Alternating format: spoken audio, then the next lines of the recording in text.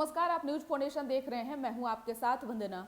बिहार में महागठबंधन की सरकार में उठापटक शुरू है। जी हां, आपको बता दें कि जिस तरह से बिहार सरकार में पूर्व मंत्री व राजद विधायक सुधाकर सिंह ने नीतीश सरकार पर लगातार हमला बोला है। नीतीश सरकार को शिखंडी के साथ साथ नाइट वाच तक कहा। यही नहीं, सुधाकर सिंह ने बेशर्म तक नीतीश कुमार को कहा, जो कि जदयू के संसदीय बोर्ड के अध्यक्ष उपेंद्र कुशवाहा को नागवार गुजरा। उपेंद्र कुशवाहा ने सुधाकर सिंह के प्रति उन्होंने कड़ा रुख जो है वो उन्होंने अपना लिया है और साथ ही साथ उन्होंने यह भी कहा है कि डिप्टी सीएम तेजस्वी यादव को जल्द से जल्द इस बात पर जो है गौर करनी चाहिए, नहीं तो गठबंधन पर भी असर पड़ सकता है। हालांकि यह चर्चा का विषय बना हुआ है। एक तरफ नीतीश कुमार तो दूसरी तरफ सुधाकर सिंह। इन सबों के बीच खबरें अब यह आने लगी थी कि जदयू के संसदीय बोर्ड के अध्यक्ष उपेंद्र कुशवाहा बीजेपी में शामिल हो सकते हैं।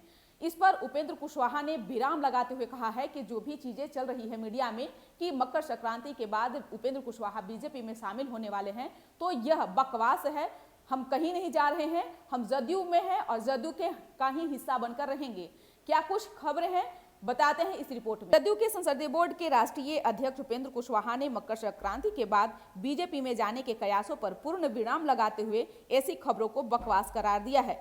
कुशवाहा ने कहा कि ऐसी बातें कोई नहीं है। एक अखबार में इस बाबत छपी खबर पर प्रतिक्रिया देते हुए उपेंद्र कुशवाहा ने मीडिया की खबरों की माने तो प्रतिक्रिया देते हुए उपेंद्र कुशवाहा ने कहा कि लोकतंत्र के लिए यह ठीक नहीं है कि मीडिया एक पार्टी की तरफ झुकता हुआ दिखे। गौरतलब है कि 14 जनवरी को उपेंद्र कुशवाहा चूड़ा दही भोज का आयोजन पटना में अपने सरकारी आवास पर कर रहे हैं। सियासी गलियारे में हटकलें लगने लगी है कि मकर संक्रांति के बाद उपेंद्र कुशवाहा कोई बड़ा धमाका कर सकते हैं। हालांकि उपेंद्र कुशवाहा के ताजा बयान के बाद इन अटकलों पर पूर्ण विराम लग गया है। उपेंद्र कुशवाहा ने चूड़ा दही भोज में आने का न्योता सीएम नीतीश कुमार को भी दिया है। उप मुख्यमंत्री तेजस्वी यादव को भी उन्होंने निमंत्रण भेजने का जो है उन्होंने कहा है कि जल्द ही निमंत्रण भेजेंगे। कुशवाहा ने आगे कहा कि यह कोई राजनीतिक कार्यक्रम नहीं है, दलीय सीमाओं से ऊपर उठकर इसमें हम अपने सभी मित्रों, शुभचिंतकों और समर्थकों को आमंत्रित करेंगे। इसमें सत्ता पक्ष के साथ साथ विपक्ष के लोग भी शामिल होंगे। बता दें कि उपेंद्र कुशवाहा जदयू के संसदीय बोर्ड के अध्यक्ष ने बार बार इन बातों को दोहरा रहे हैं कि हम बीजेपी का हिस्सा नहीं बनने जा रहे हैं, यानी कि बीजेपी में शामिल नहीं हो रहे हैं। मीडिया की खबरों को उन्होंने बकवास बताया है। हालांकि इसमें कितनी सच्चाई है यह तो समय आने पर पता चल जाएगा, लेकिन फिलहाल उपेंद्र कुशवाहा अपने सरकारी आवास पर 14 जनवरी को दही चूड़ा भोज का आयोजन किया है, जिसमें बिहार के मुख्यमंत्री नीतीश कुमार सहित डिप्टी सीएम तेजस्वी यादव को भी उन्होंने निमंत्रण भेजा है।